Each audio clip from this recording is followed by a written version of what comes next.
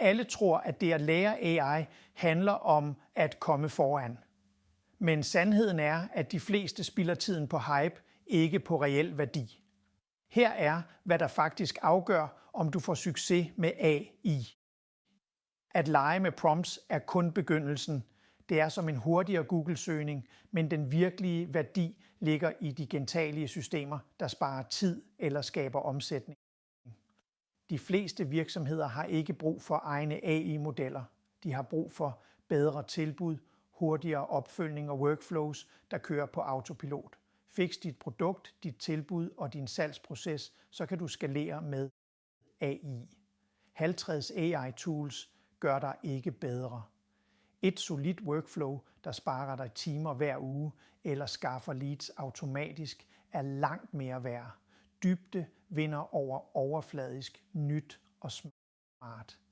AI-kurser giver dig sjældent et forspring. De gør dig til forbruger, ikke skaber.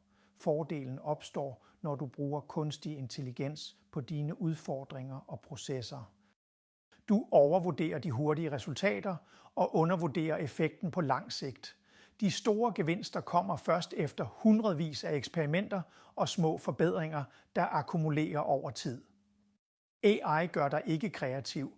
Det forstærker bare din tænkning. Klare input, shutter, klare output, low in, low ud. At lære AI handler ikke om AI. Det handler om leverage, at multiplicere din indsats. En person med AI kan slå 10 uden, men jo mere kompetent du er fra starten, jo mere kan AI forstærke dig. Og så den sidste og vigtigste. De fleste vil lege lidt, prale lidt og så opgive.